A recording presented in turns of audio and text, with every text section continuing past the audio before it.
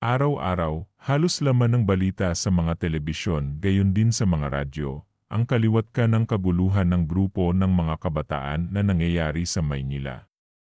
Grupo ng mga kabataan na walang iniisip na kinabukasan kundi ang kaguluhan, sakit ng katawan at ang mas masama pa rito, ay humahantong pa ang ilan sa kamatayan, kadalasan sa nagiging sanhi ng pag-aaway ng magkalabang grupo ay kung hindi dahil sa babae ay ang pag-aangasan ng bawat miyembro, yung tipong magkakasalubong lang ang bawat miyembro ng magkabila ang grupo at magkakatinginan ng mata sa mata ay tiyak na malaking gulo ang magiging sanhi nito.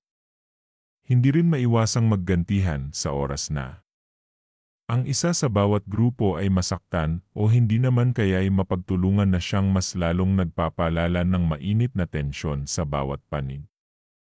Kadalasan nangyayari ito sa mga paaralan gayon din sa mga lansangan.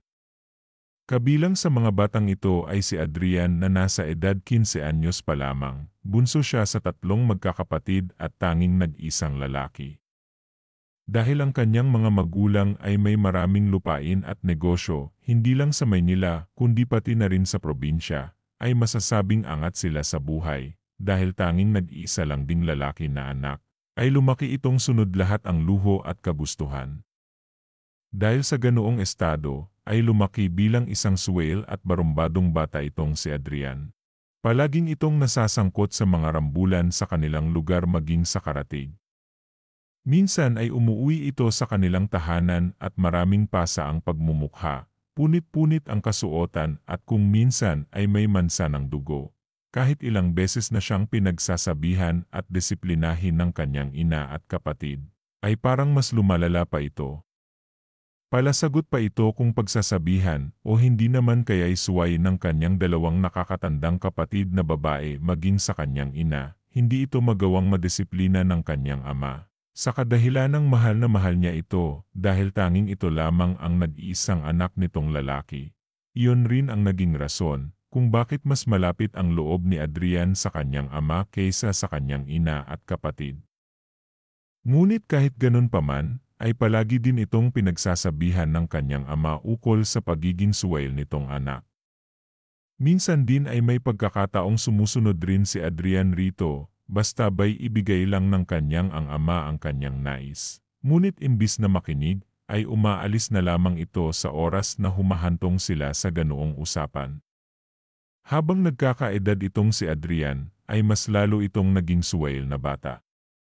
Kung dati, ay purong rambulan lang ang kinasasangkutan nito ngayon ay nalululong na ito sa bisyo, mga ipinagbabawal na gamot, alak, sigarilyo na siyang mas sumira lalo ng kanyang kaisipan gayon din ang kanyang pisikal na pangangatawan.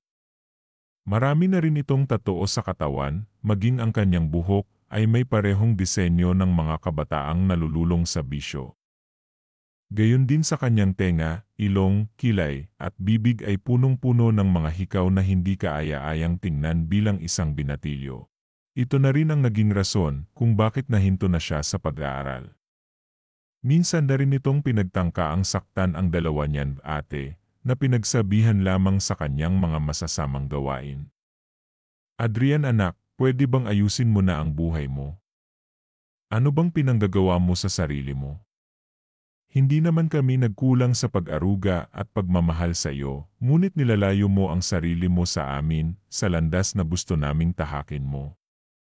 Ginagawa namin ng iyong ina ang lahat na paghihirap at pagsasakripisyo, matugunan lamang ang pangangailangan nyo. Mahinahong wika ng kanyang ama, nang minsang magkasama silang naghahapunan, marami pa itong sinasabi na mga paalala na paulit-ulit nitong pinaparinig kay Adrian.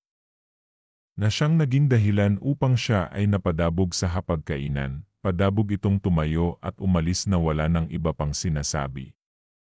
Tingnan mo ang resulta ng pagkonsinti mo sa anak mong yan. Mas lalong naging batugan at suwail. Bulyaw ng ina ni Adrian sa kanyang ama. Hayaan mo, kakausapin ko siya muli ng kaming 2 lamang. Tugon naman ng ama ni Adrian, marami pa itong isinumbat sa kanyang ama, hanggang sa sinaway na sila ng panganay nilang anak na babae. Ma, pa, pwede po bang itigil nyo na ang bangayan? Respetuhin nyo naman ho ang pagkain, Napatahimik naman ang dalawa at ipinagpatuloy na lamang ang naudlot na hapunan. Sa kinaroroonan naman ni Adrian ay inis na ito sa kanyang pamilya dahil para sa kanya ay walang kwenta ang mga pinagsasabi nito sa kanya. Nakapwesto rin ang mga ito na aanimoy na tunugan ng naturang grupo ang binabalak ni na Adrian. Nang mapansin ng mga ito ang presensya ni na Adrian at ilang di pa na lamang ang pagitan, ay ilang minuto din ang kanilang maangas na pagtitigan.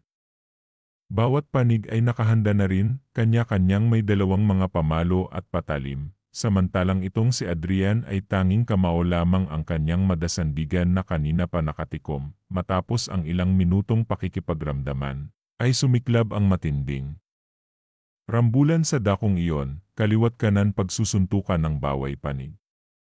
Sapak rito, sapak doon. Kanya-kanya din hampas sa katunggali ang may hawak na pamalo. Hanggang sa ang iba napahandusay na dahil sa saksak at bali ng mga buto mula sa pagkakahampas ng pamalo. Si Adrian naman ay nagawang mapatamaan ng kanyang katunggali ng kamao nitong may suot sa daliri nitong isang bagay na gawa sa tingga na siyang tumama sa kanyang noo.